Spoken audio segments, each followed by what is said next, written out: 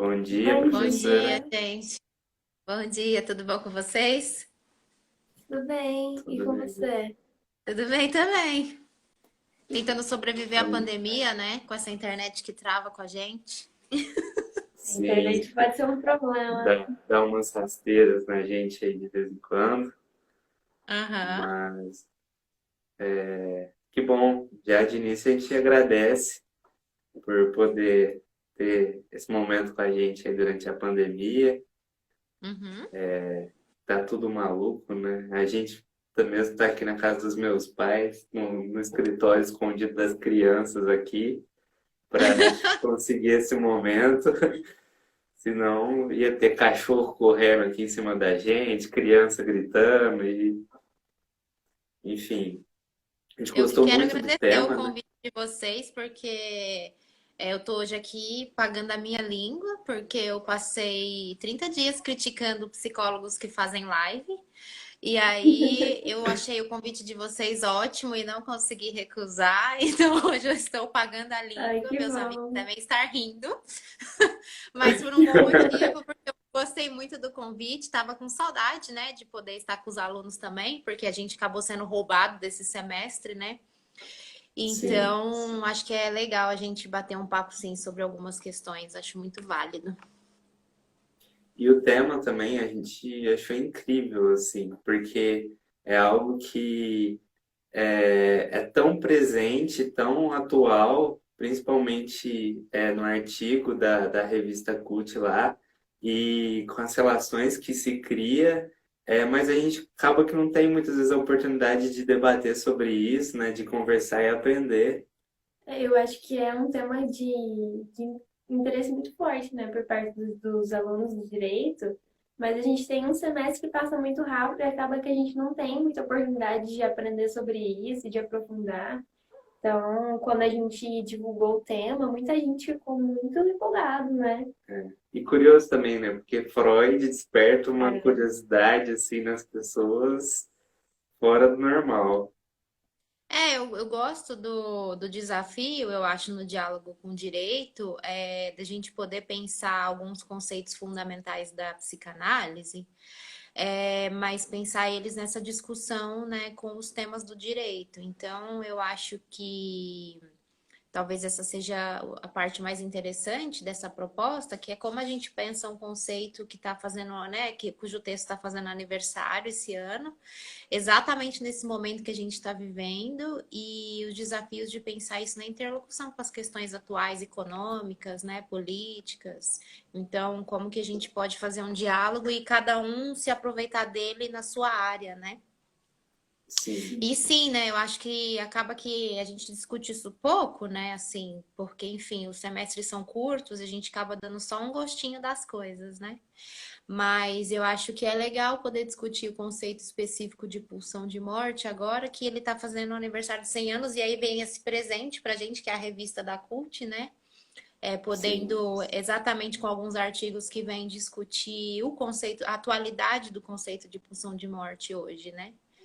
E também nesse momento de pandemia, onde a gente está vivendo uma morte, uma proximidade da morte enquanto material, né? Uma morte do corpo, morte física, mas que vai para além disso, né? Dessa gestão da nossa morte subjetiva também, e como o medo vai fazendo a gente aceitar e fazer alguns pactos sociais estranhos, né? Enfim, acho que a É, ideia é a gente poder conversar um pouco disso. Como que vocês querem fazer? Eu falo um pouco, vocês pensarem em algumas questões, como que a gente pode começar? então, acho que primeiro a gente poderia apresentar o texto, né, para quem está assistindo aí, falar sobre como que o Freud vai lidar com isso e a importância do centenário desse texto. E aí depois a gente pode começar a criar algumas relações. Para quem está assistindo aí, e tem um filme que marcou muito, né, que até a gente tinha assistido antes, que é o Bacurau, e a gente falou assim, nossa, esse filme Complexo. é um filme que faz pensar, mexe com você e o texto ele traz uma visão assim, uma interpretação desse filme que é muito assim, expande muito a nossa leitura sobre o filme e também o ano passado, o fato do Parasita ter ganhado o Oscar e lidar um pouco com isso também, né? E essa pandemia de que num mundo totalmente globalizado, a gente é obrigado a se desglobalizar, porque senão isso pode gerar nossa própria morte, uma ameaça, assim. Então, pensar nessas relações e, enfim, e conforme as pessoas forem perguntando também, a gente vai criando esse diálogo, pode ser? Pode sim. Então eu posso falar, começar falando, né? Sim, Ou sim. vocês, pode ser? Pode Pode ser? ser. Eu tinha pensado em fazer só uma breve introdução mesmo à importância do conceito de pulsão de morte, né? Então, eu não vou entrar tanto, Uhum. talvez, nas questões teóricas do texto em si, mas, né, na importância desse conceito para a psicanálise na sua época, né? O conceito de pulsão, ele é um conceito muito fundamental na psicanálise. Ele apareceu pela primeira vez com essa nomenclatura em 1905, mas em uma obra que ele escreveu, mas desde 1895, quando ele já estudava a dimensão do trauma nas histéricas, ele já pensava numa ideia de uma construção de uma teoria sobre o psiquismo, sobre como esse psiquismo funcionava.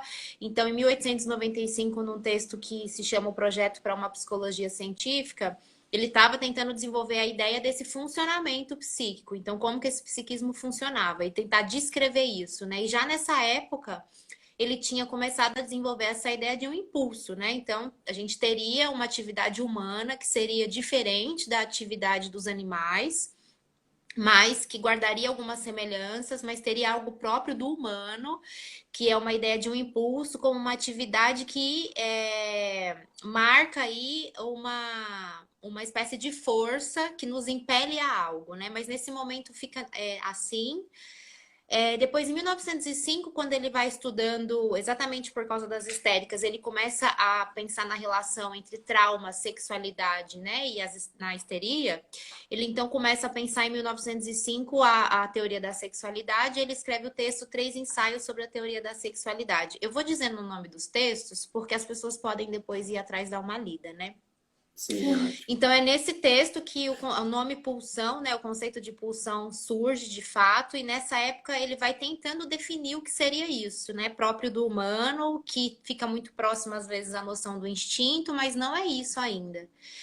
E aí ele vai dizendo, então, em 1905, nos Três Ensaios, que a pulsão seria uma espécie de fonte de excitação, fonte de estímulos.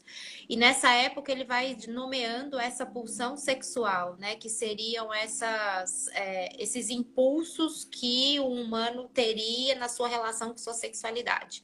Então, nos três... Uhum. Travou um pouco. Nos Três Ensaios, inclusive, ele É. Travou. vai dizendo de como isso aparece, né, nas manifestações da sexualidade. Então, ele faz uma categorização que deu até muito bafafá, né, porque ele vai categorizando perversões e quase vai parecendo que tudo, então, da sexualidade humana não é natural. Né? Então, Uhum. teria algo de uma espécie de naturalidade, que seria mais próxima à noção de instinto animal, e todas as manifestações de sexualidade do humano seriam não naturais, seriam outras coisas, né? E aí tem ele vai analisando várias delas, né? Várias manifestações ali. Mas aí, então, depois evoluindo a teoria, em 1915, que de fato ele faz um texto que chama Pulsão e seus destinos, Pulsão e suas vicissitudes, dependendo da tradução. E aí, nesse texto, ele vai de fato tentando dizer e teorizar sobre o que é a pulsão, né? Lembrando que no texto anterior ele dizia que a pulsão sexual era uma espécie então de impulso, né, que buscava objetos ou objetivos para sua satisfação, para sua realização de prazer. E teriam umas pulsões parciais que seriam responsáveis pela erotização do nosso próprio corpo, de forma que a gente poderia encontrar formas de satisfação sem objetos de satisfação, mais ou menos isso, né? De forma bem simples, né? É bom, importante dizer aqui que eu não estou dando aula de psicanálise, né, no sentido teórico, eu estou só contando um pouco da Aham. história, assim, né, para a gente Aham. se situar.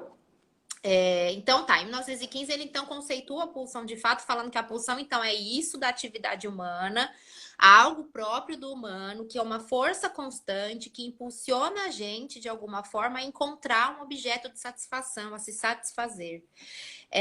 E essa pulsão então ela tem uma fonte que é o nosso corpo, né, da onde ela parte. Então há algo parte de nós em busca de uma satisfação. E isso não seria instinto, mas teria alguma relação com o instinto. Então, por isso que a pulsão é um conceito que a gente chama de limítrofe entre o psíquico e o somático, né? Ele não é só do psíquico, ele não é só instinto, ele ficaria nesse entre.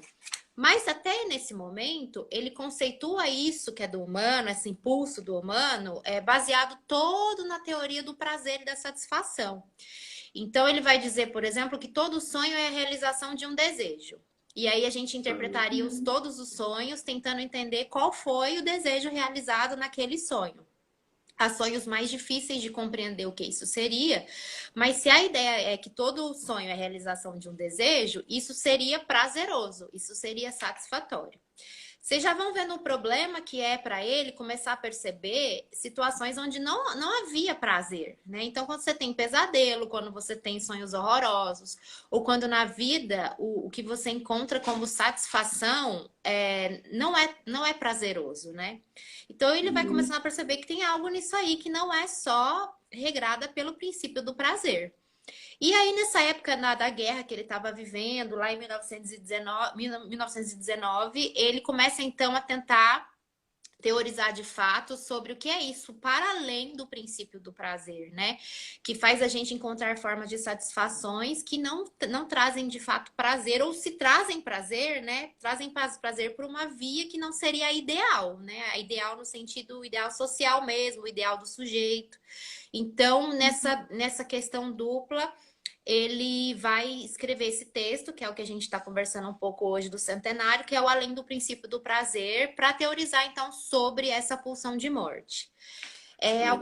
Algumas pessoas dizem que esse conceito foi criado na época porque Freud andava muito melancólico, de luto, porque a filha dele, Sophie, que era uma das filhas preferidas dele, morreu na época da epidemia da gripe espanhola, que foi nessa época. Então, algumas pessoas achavam que essa teoria dele era problemática porque estava, né, sendo desenvolvida numa época de guerra, numa época em que o Freud estava lidando com essas questões de morte. Mas, na verdade, a gente já vê ao longo da teoria antes, então, diálogos que ele tinha com outros psicanalistas sobre essa questão da destruição, sobre essa questão de que nem tudo é regrado pelo princípio do prazer. E ele andava preocupado porque se a gente parava para pensar que a pulsão ela tem esse impulso à satisfação por prazer, pela via do prazer, o que a gente pensaria como cura então para um sujeito, né? O que a gente pensaria como um tratamento psicológico para o sofrimento? É quase que a gente faria uma espécie de teoria da liberdade sexual. Então, se todo mundo tiver liberdade sexual, a gente vai estar curado, né? Se todo mundo fortalecer a sua identidade e, né, e com essa identidade estar dentro do ideal social, o sujeito está curado. Então, o Freud estava preocupado com esse destino também do tratamento, né? E aí tudo isso vai contando que o texto dele balança toda a psicanálise na época, porque a teoria que ele traz da pulsão de morte, ela questiona todos os alicerces da psicanálise até então, inclusive a centralidade da questão da sexualidade. Porque então, se nem tudo se cura pela sexualidade, se nem tudo do sujeito passa pela sexualidade, então qual que é o tratamento? E aí, então, nessa época, nesse texto, ele estuda os sonhos de guerra, que a gente chama das neuroses de guerra. Então, soldados que voltavam da guerra e tinham sonhos traumáticos, que é ficar revivendo o trauma de guerra. Mas aí ele vai percebendo que então há algo que faz o sujeito ficar revivendo o trauma, o traumático, né? Então isso seria, se sonha a realização de desejo, que desejo é esse? Que está sendo realizado pela revivência do trauma, né? E ele também vai vendo na escuta dele, com as histéricas, na escuta clínica dele, que as pessoas têm essa tendência à repetição. Por que que repetimos os nossos erros?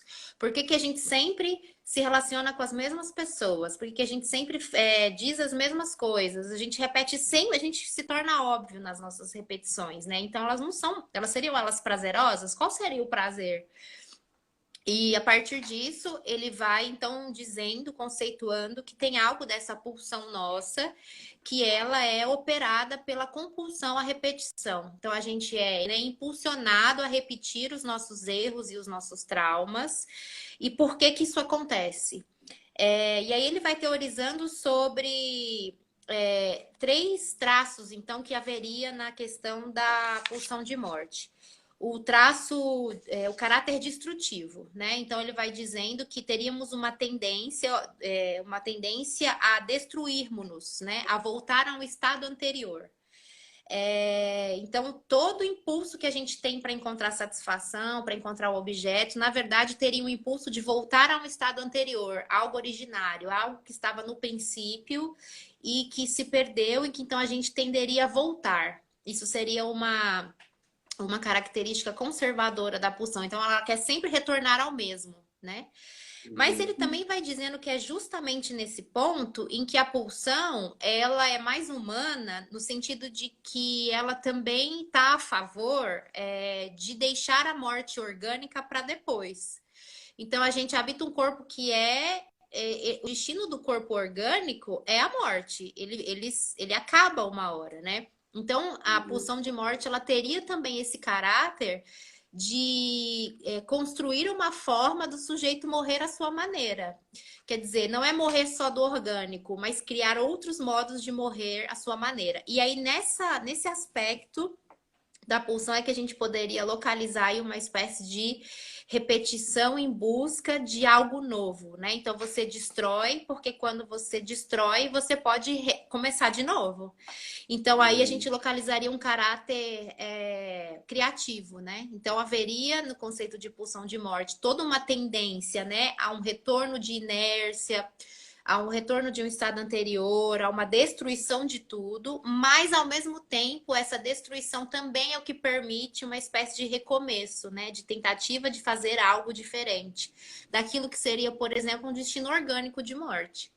Então tem algo que ele vai dizendo da pulsão de morte que tem a ver com a criatividade, né? A possibilidade de toda vez que eu repito um trauma, toda vez que eu repito uma situação, eu estar também ao mesmo tempo tentando construir algo dessa vez diferente, né? Então isso tudo está Professor, junto ao mesmo tempo. e só uma dúvida. Você acha que isso também foi influenciado pelo fato da guerra? Porque depois de um momento de destruição, teve que existir um momento de reconstrução ali, tanto da sociedade quanto de tudo, os comportamentos, né, do que poderia acontecer, porque a Primeira Guerra Mundial foi muito traumática, né? Principalmente ali na Europa, num contexto que o Freud estava vivendo. Você acha que foi influenciado também por esse fato ou já era algo característico da obra dele? Não, eu acho que o Freud sempre faz uma leitura do seu tempo, né? Eu até, assim, recuso essas críticas, às vezes, que fazem a psicanálise como algo que só fala do sujeito, do individual e tal, porque, na verdade, Freud sempre teve essa preocupação em fazer esse estudo, mas estar sempre observar do que estava acontecendo a seu tempo, da arte. Então, tanto é que ele tem os textos sociais, que a gente chama, né, como o mal-estar da civilização, onde justamente ele vai dizer, e aí sim, por exemplo, né, alguém que viveu uma guerra pode dizer do mal-estar da civilização, né, de como a gente se consome, de como nós vamos não conseguindo lidar com esse mal-estar fundamental da sociedade, que é o fato de que a gente não vai se encaixar perfeitamente, as pessoas não têm as pessoas não são iguais, as pessoas as suas pulsões têm marcas distintas. Como que a gente vai fazer com desejos quando pessoas têm desejos totalmente distintos, de caminhos distintos para conviver numa coletividade? Então eu acho que a guerra ela mostra exatamente um certo fracasso da civilização, né? E aí eu Uhum. acho que então essa observação e essa vivência do presente social dele influencia muito na maneira como ele consegue descrever e construir uma teoria pro humano, mas no social, né? Porque aí não é só a Aham. teoria da... Porque eu tô pensando aqui nesse conceito de pulsão de morte, né? Então tá, esse conceito é do sujeito, né? Então vamos pensar, por exemplo, como cuidar de cada sujeito, como fazer, como lidar com isso. Mas aí a gente volta pro social agora, porque, bom, então quer dizer que estamos todos, assim, em sociedade. E aí, o que que a gente faz com isso em sociedade, né? Então, Tem voltando para uma isso, das análises da revista, ele faz uma comparação entre a pulsão de morte e a pulsão de vida, comparando com uma ideia conservadora e uma progressista, né? Que é o que você falou. E aí ele fala que são termos da vida política, isso de ser conservador ou ser progressista. E aí ele fala também que tem uma contradição em si na pulsão de morte, porque uma a essência da vida seria a busca pela morte, né? a E sua própria então, maneira. é, isso. É porque Então eu tem acho que uma. essa partícula faz toda a diferença. Porque senão a Aham, gente ficaria só no caráter da destrutividade, né? Então, se o destino é a morte, então vamos destinar para a morte. Isso daria cinismo, isso daria perversão, né? Porque a gente, se a gente vai destinar a morte, então dane-se como que eu vou fazer isso, né? Agora, eu acho que quando a gente coloca isso da sua própria maneira, e pensando no sujeito no social, né? Eu acho que tem algo aí, então, que é como a gente inventa modos de fazer esse percurso. O que uhum, traduzindo seria aí, né, a pulsão de vida, assim. Como que a gente faz isso, a nossa própria maneira, na relação com o outro no social. entendi. Então a pulsão de morte seria uma.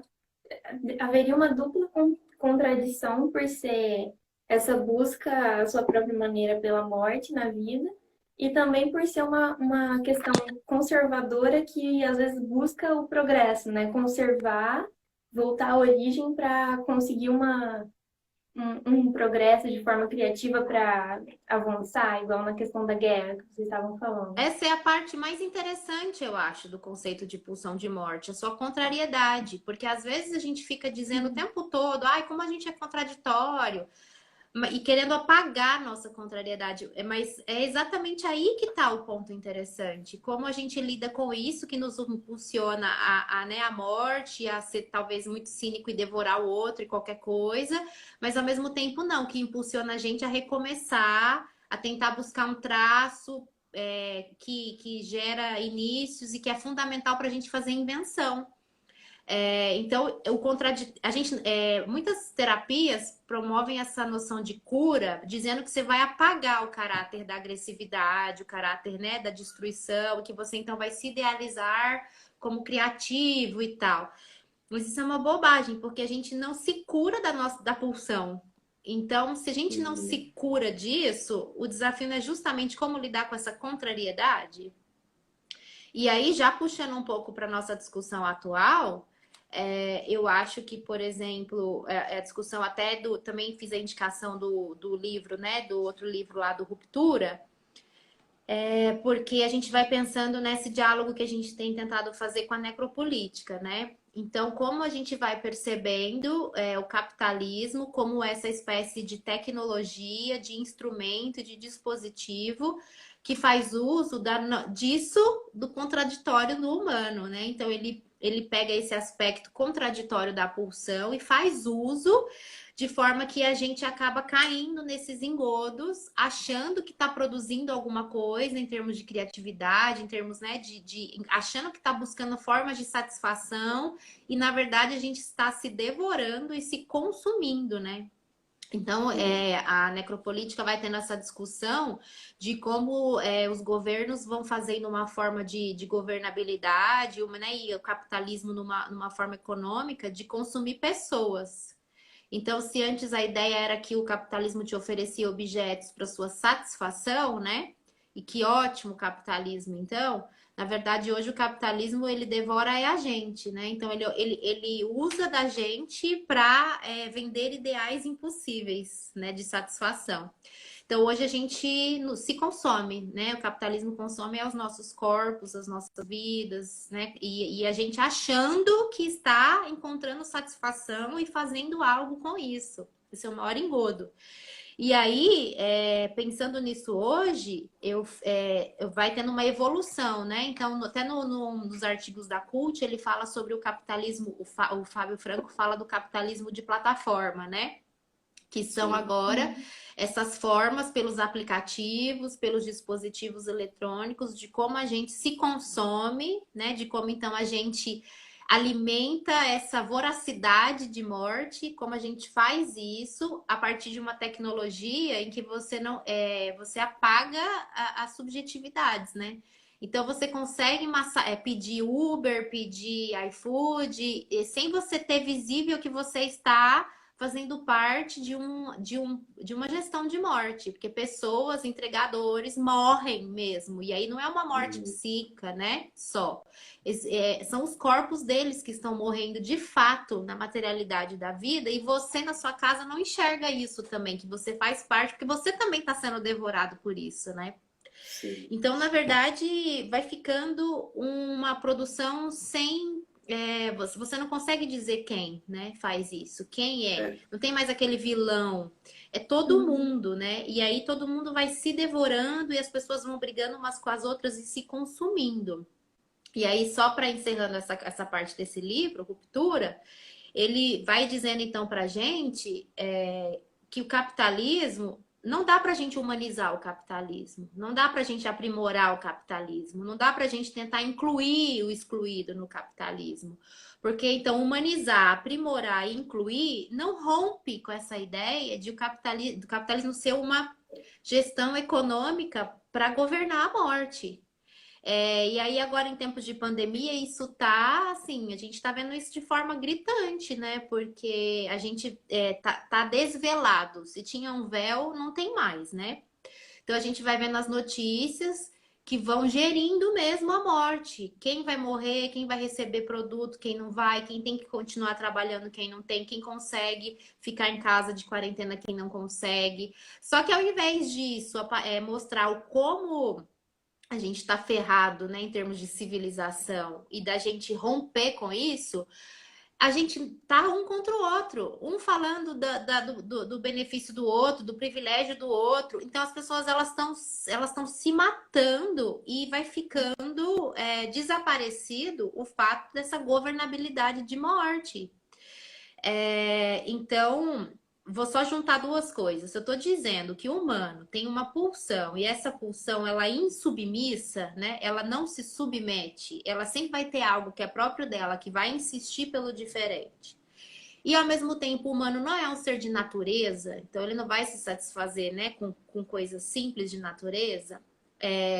O que a gente pode pensar nisso em termos de ruptura com esse sistema que a gente faz parte hoje, em que a gente, com medo da morte mesmo, pela pandemia, por exemplo, com medo de morrer, a gente aceita e faz parte, alimenta esse sistema onde a gente fica se matando e competindo internamente, né? Enquanto tem algo que está acontecendo, são as decisões diárias, né? Que escrevem lá É, questões de morte. E aí, bom, trazendo esse exemplo do filme que você falou, assim, né? O filme trouxe pra gente uma experiência super catártica, né? De como seria ser insubordinado e ingovernável, né? Como que uma coletividade, como pequenas coletividades, não tá nem podem no mapa, né? serem subordinadas, né? Assim, dizer não de alguma forma, fazer algo. Uhum. Eu acho que o filme não seria um exemplo super interessante. Mas digam É, mais aí também. sobre essa questão do sujeito que ele está se matando, no texto fala muito sobre. É... Ixi, eu acho que travou. Calma aí, vamos esperar. Vamos esperar. Tem muita gente entrando. Travou, agora Travou. voltou. Voltou. Tá escutando? Acho que agora Oi. foi. Ah. Então, no texto fala muito daquele sujeito que é empresário de si mesmo, aí depois ele discute sobre o fato de ser, na verdade, um gestor de si mesmo, porque está muito mais ligado ao controle de horário ali, quando que a pessoa começa a trabalhar ou não. E aí tem um filósofo sul-coreano, que é o Byung-Chul Han, que ele escreve A Sociedade do Cansaço, que ele fala que hoje nós somos escravos e senhor de nós mesmos. E aí ele coloca que o burnout, que é uma doença, que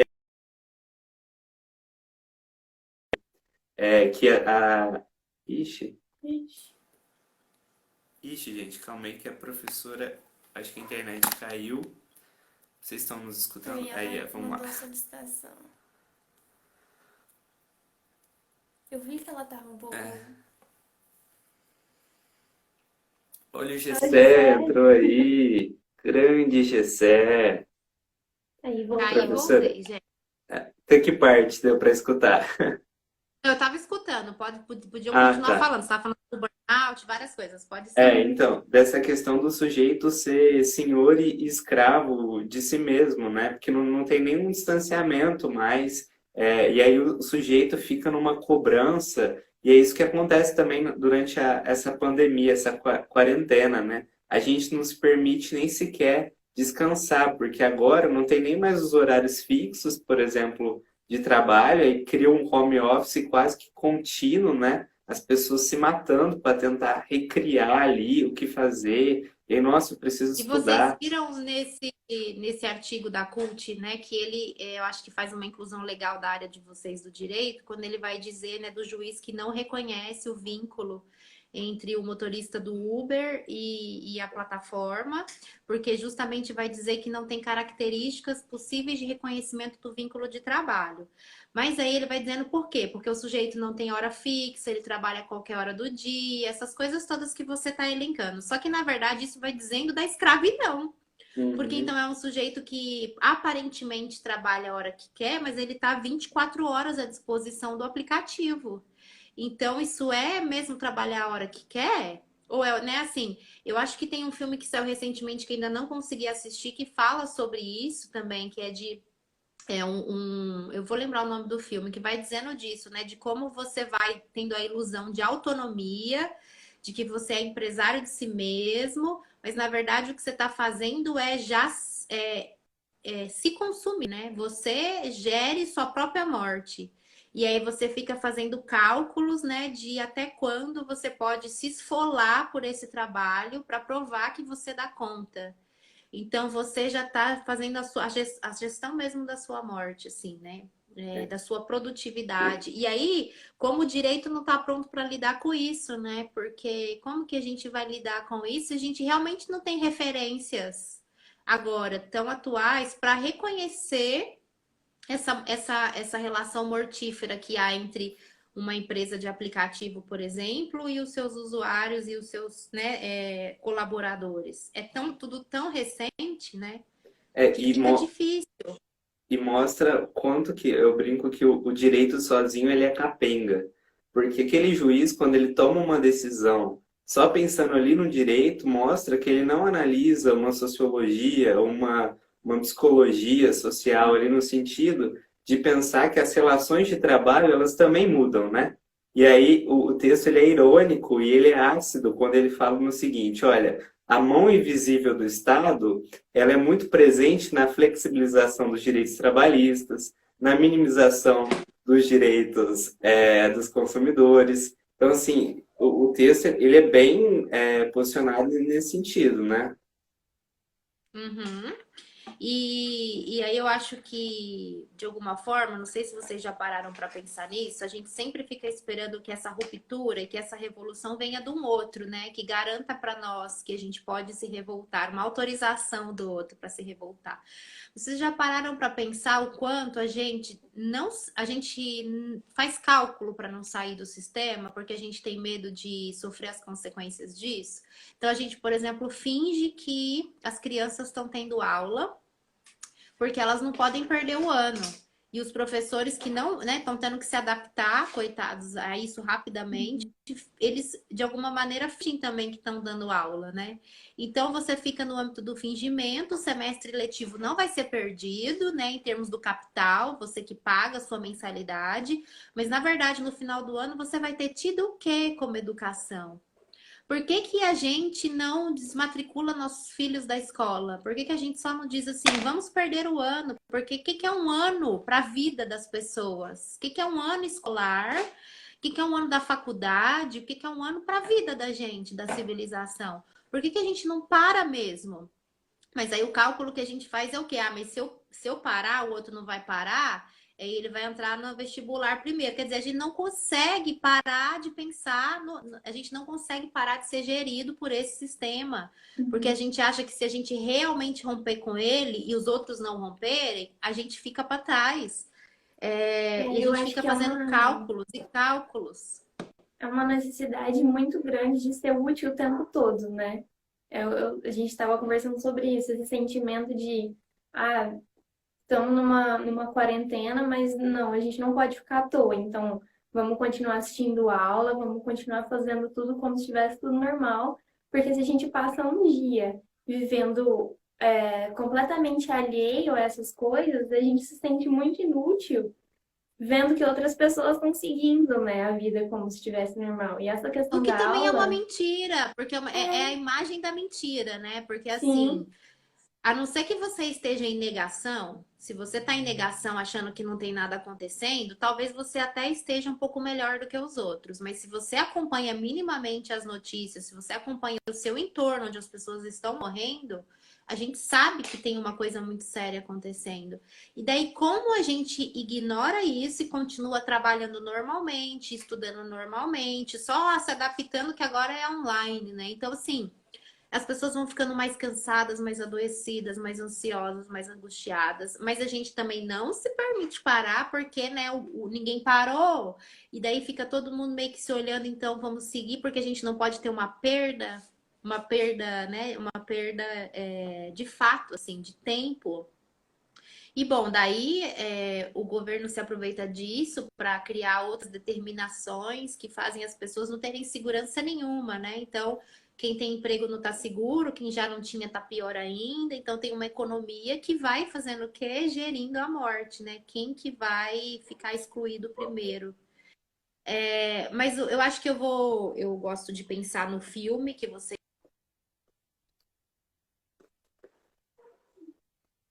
Deu uma travada aqui.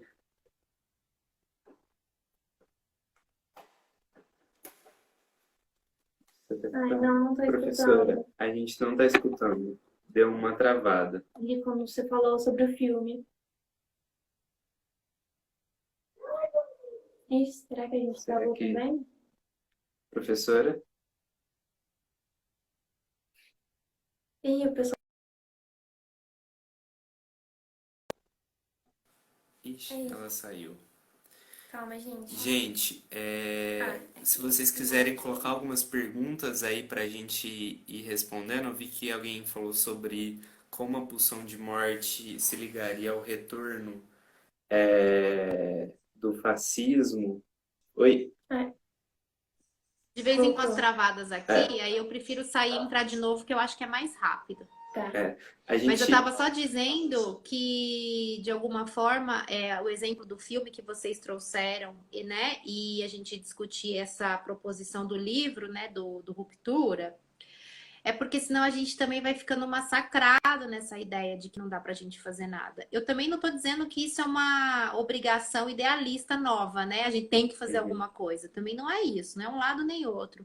Mas eu fico pensando nas maneiras como a gente sobrevive, né? E resiste de alguma forma. E nessas pequenas políticas que vão surgindo, eu acho, pelo coletivo, de pequenas propostas dos bairros, né? De como as pessoas vão fazendo nos seus prédios, nas suas famílias, numa tentativa da gente se humanizar de novo, né? Da gente tentar sair um pouco dessa lógica da necropolítica que está tão forte. É, Parece que essas tentativas menores, né, a gente talvez consiga fazer mais em termos micro.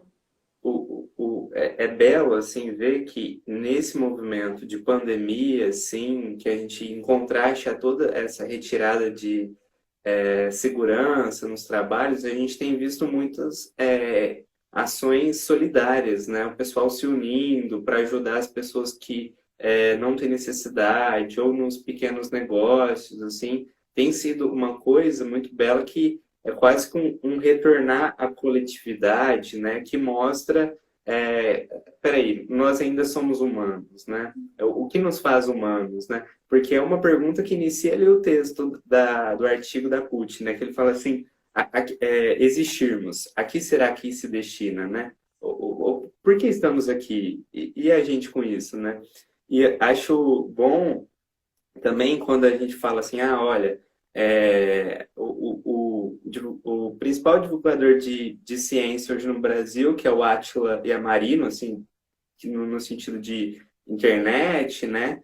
Ele falou assim, olha, o mundo que a gente tinha antes, ele não existe mais. Então, assim, é um cientista falando isso, e aí nos alerta para uma necessidade da psicologia, da psicanálise, do direito, da sociologia, da história, pensar isso também, né? É como que a gente vai se posicionar diante desse novo mundo, né?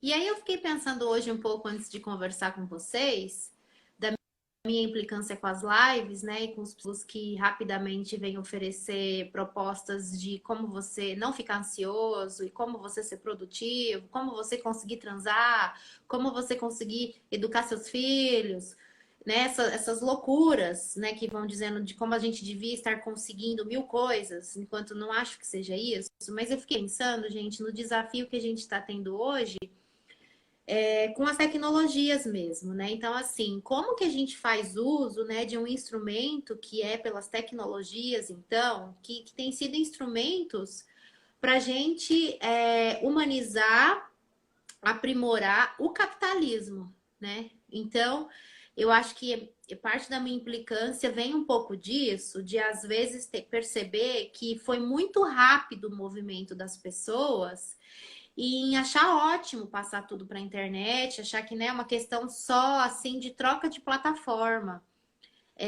E me parece que isso é tentar continuar essa ideia do capitalismo que consome a gente, né? Continuar entendendo que é isso mesmo. E eu acho que a gente precisa pensar nos impactos reais que isso implica, porque a gente tem que sim fazer uso então das tecnologias, mas como fazer isso sem estar ao mesmo tempo alimentando essa negação, né, que está presente, onde a tecnologia tem sido dispositivo de necropolítica, né? Então, eu tô pensando muito nisso, sabe? Como a gente não vai se responsabilizando para pensar no uso dessa tecnologia ou da internet sem negar o que ela também não dá conta.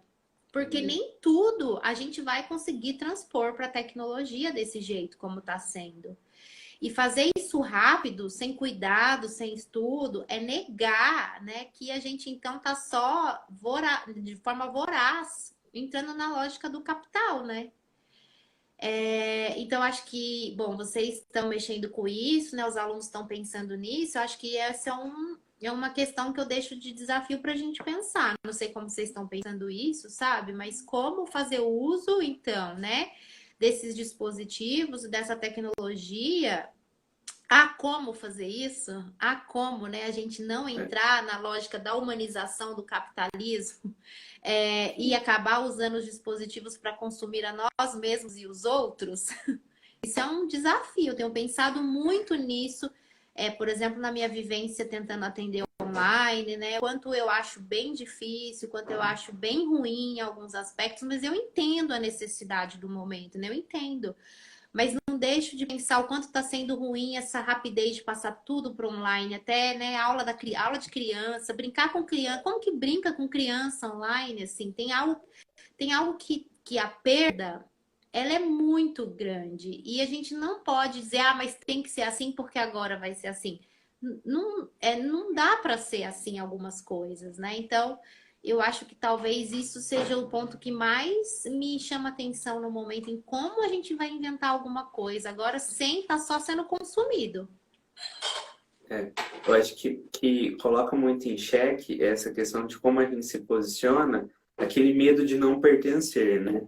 Porque quando a gente não se conecta, dá aquele medo no sentido de, eu não estou pertencendo à minha sociedade, naquele medo da exclusão, o medo de estar fora, né? E aí, pensando nisso, professora, teve uma pergunta aqui sobre a questão de que a pulsão de morte se relaciona à morte à sua maneira, e se também poderia relacionar a um instinto, a um movimento nosso de querer que os outros morram à nossa maneira também?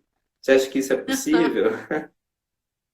Mas eu acho que fala muito com essa coisa do medo, da solidão que você está dizendo, né? Então, acho que esse é o maior motivo pelo qual a gente não rompe, né? Porque romper tem a ver com enfrentar o risco da solidão, risco de não pertencimento, né? Risco de estar só mesmo, né? Do risco do desamparo. E aí ninguém rompe, fica um olhando pro outro para ver quem vai romper primeiro, para quem sabe aí eu tomar coragem e ir também, né? Só que, na verdade, evitar o risco é o que faz a gente nunca conseguir sair, né? Porque então todo mundo fica calculando. O Lacan tem um texto legal que é sobre o tempo lógico, e ele vai falar do sofisma dos três prisioneiros. E aí ele vai dizendo, né, que os três prisioneiros precisam descobrir uma forma de sair. E quem sair primeiro vai estar livre. Só que daí, se os três ficam se olhando e calculando o tempo todo, ninguém sai. E é engraçado que se um consegue fazer um ato de saída, os outros dois vão lá atrás. Então, assim, na verdade, tem algo que passa pela coletividade, sim, mas também tem algo que passa pelo risco individual de romper, né? De a gente arriscar algo que não dá para a gente sustentar, né? Então, por exemplo, não dá para você observar a voracidade com a qual algumas pessoas estão morrendo e você, né, não romper com determinadas ações, mesmo que os outros não rompam também. Então, eu acho que tem aí uma dimensão do risco que a gente vai encontrar uma saída que é nossa, que tem a ver com a nossa ética. E pensar que talvez ela faça surgir algum efeito no coletivo. Mas isso não é uma garantia. Não é por isso que a gente teria coragem de fazer esse movimento. Acho que aí a gente começaria a conversar sobre ética, né? O que é ética? Que é uma ética trágica no sentido de que o sujeito, quando decide algo e faz algo e rompe, é trágico porque ele coloca ali, inclui o risco de que isso não se torne algo como um certo movimento coletivo. Mas ainda assim você teria que fazê-lo, né? Ainda assim você teria que fazê-lo. Porque cada um vai encontrar o jeito de lidar com a pulsão à sua maneira, né? Então cada um encontra a sua forma de romper. Não vai ser igual. Não é igual para todo mundo. Professora, mudando um pouquinho de assunto, porque a live aqui no Instagram tem um limite de 1 hora. Aí quando dá 1 hora, a live cai. E aí, muita gente agora na quarentena saiu aquela série Freud. E a gente viu que você comentou sobre ela. Aproveitando que a gente conversou sobre Freud, vale a pena assistir, mesmo que for para criticar? Como que a gente se posiciona diante dessa série? Olha, eu vou manter a minha ética de não dizer o que ninguém tem que fazer, tá bom? Aham. Mas que se assistir ou não, aí fica seu próprio risco. Mas eu acho que vale a pena sim, para quem tiver interesse, claro, né? Porque querendo ou não, gente, é uma série de ficção, né? E como série de ficção, é uma série de ficção. A gente assiste, se diverte, gosta ou não gosta. Agora, em termos de realidade, né, de fatos históricos, o Christian Dunker, ele publicou recentemente um texto dizendo o que é verdade e o que é mentira ali, né, fatos históricos e ficção num texto. Então, para quem tiver interesse, eu acho que vale dar uma lida nesse texto, até para saber o que dali, né, surge de uma construção em cima de um fato histórico e o que é só ficção mesmo. Mas, assim, na minha opinião, a série é engraçada essa coisa da imagem, né? É como se a psicanálise se preocupasse em manter uma imagem do Freud, né? Do nosso pai da psicanálise, né? E a gente vai meio que escondendo ou não falando muito sobre como ela surgiu. Pontos de tabu, né? Então, a relação do Freud com a cocaína, a relação do Freud com técnicas como a hipnose e tal. Mas aí é como se a série pegasse esses fatos e ela fizesse disso o pior, assim, né? Então, como se fosse só ficando isso. Pelo menos esse foi o mal-estar que eu senti, né? Então, como se você pegasse pontos que eles, dentro da história, são justificáveis, né? Como alguém que estava investigando e construindo para, né, um método de tratamento, mas ali vai ficando quase como se fosse só isso, né, para construir um personagem, assim, que é um personagem baseado nele, mas não é, né? Assim, é uma ficção. Mas de qualquer forma, eu acho sim, sempre que a gente assiste e, pelo menos como obra de ficção, muitas pessoas estão achando interessante. Mas na psicanálise a gente fica meio assim, achando que pega o pior do sujeito e faz daquilo uma coisa que é meio assustadora. Mas sim, tem muitos fatos históricos ali no começo, né? Professora, outra dúvida que a gente ficou lendo o texto é que se fala muito de neuroses da guerra. E aí seria possível a gente pensar num futuro em que tudo voltasse ao normal, né, vamos assim dizer, em neuroses da Mas pandemia ou algo do tipo? então, mas o que que é o normal aí? O que que seria o normal? Então, essa Na mas questão. é, é uma Eu vida. acho que a ideia é pensar uma neurose que ocorra em função do que a gente está vivendo agora, né? Como se fosse um trauma isso. E acho que a pergunta é pensar assim, é, depois que essa situação mudar, depois que acabar a quarentena, voltando a ser do jeito que era ou não, eu acredito que não vai voltar, mas quando a gente sair dessa vivência de quarentena, que resquício de trauma a gente vai levar, sabe? Pensando numa comparação com a neurose da guerra. Mas aí que tá, eu acho que esse é o novo, sabe? E eu não acho que temos como responder essa pergunta ainda. Eu Hum, acho que estamos vivendo o traumático agora e tentando lidar com ele. Mas eu acho que os efeitos disso a gente vai entender, sabe-se lá, daqui 5, 10 anos até, sabe? uhum, O Átila, quando fala dos efeitos, né, da pandemia, diz isso, né? Que em termos biológicos, em termos sociais, vamos ter aí 5 anos para as coisas talvez voltarem, né, a uma, não é ao normal, mas a uma volta ao mundo, né? Uma volta uhum. ao coletivo e tal. E eu acho que em termos psíquicos a gente vai precisar de mais tempo, né? Não é à toa que tem psicanalistas aí enlouquecidos coletando sonhos, né? Tentando coletar material também para pesquisa, porque eu acho que a gente ainda vai precisar de tempo, né? Há coisas na construção da ciência e mesmo na psicanálise que você não tem como dizer enquanto você está vivendo, né? Você tem Uhum. como tentar descrever. A gente pode descrever hoje, né? Quais são os efeitos que a quarentena está deixando e a pandemia no nosso psiquismo hoje? As pessoas estão relatando, né? Fenômenos, angústias, sonhos. Bom, a gente pode descrever agora, mas eu acho que para realmente ter uma análise da novidade, a gente vai precisar de tempo. Professora, acho Mas que aí eu acho que voltar ao normal, só para terminar rapidinho, para voltar ao normal, seria a gente voltar a se traumatizar com a vida como ela é, né? Porque isso é o normal. uhum, muito bom. Você acha que a gente pode Eu encerrar? acho que sim. Professora, acho que a gente poderia encerrar, porque senão pode acontecer o seguinte, não dá nem para falar tchau pro pessoal. E então, mais uma vez, muito obrigado, sim, de verdade. Acho que deu para despertar muito interesse aqui, para a gente pensar, questionar. E, enfim, muito obrigado. E aí, se você quiser indicar algum filme, algum texto além do que a gente debateu aqui. Eu acho que muita gente do direito deve ter despertado esse interesse, né? E depois, se você quiser mandar pra gente alguns textos ou indicações assim pra gente divulgar pro pessoal, acho que vai ser bem válido.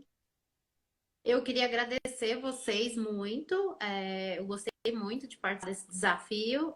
Acho que vale a pena, valeu a pena. Me fez pensar também em várias coisas que a gente vai conversando e vai pensando, né? Eu sou novata nesse negócio de live, então não consegui ler os comentários, mas depois, se tiver alguma forma, eu posso ler e responder alguma coisa que ficou não respondida. E eu acho que eu queria fazer a indicação de rapidamente, de um filme que foi o que eu falei, que talvez discuta essa questão do capitalismo de plataforma. Mas eu estou tentando lembrar o nome desde que eu falei com vocês. Ixi, será Ai, que... será que... Mas eu acho que não deu 1 hora ainda. Não, acho que a gente tem uns minutinhos de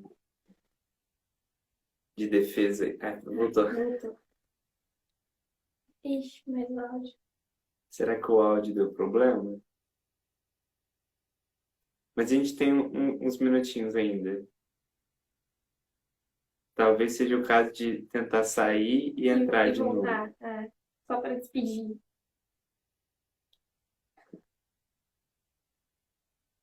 Professor, a gente não está escutando. Não?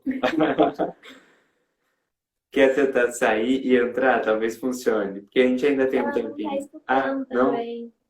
Ela falou. Mas eu acho que é. Calma aí. Vamos tentar comunicar. Que é... Como que a gente faz? Isso daqui vai ficar... Não vamos salvar e voltar. Mas eu consigo. Aí, saiu. Saiu, boa. Vamos ver. Eu acho que ela não vai voltar. Tem alguém aqui ouvindo a gente, será? Vocês estão nos escutando? Se possível, Sem deixem som. sem som. Ah, eu acho que ela despediu, gente. E a gente tá falando sozinho. Ai, meu Deus. Tem alguém aí? Acho que ela vai encerrar. Aí, vamos Ah, ver. ela voltou.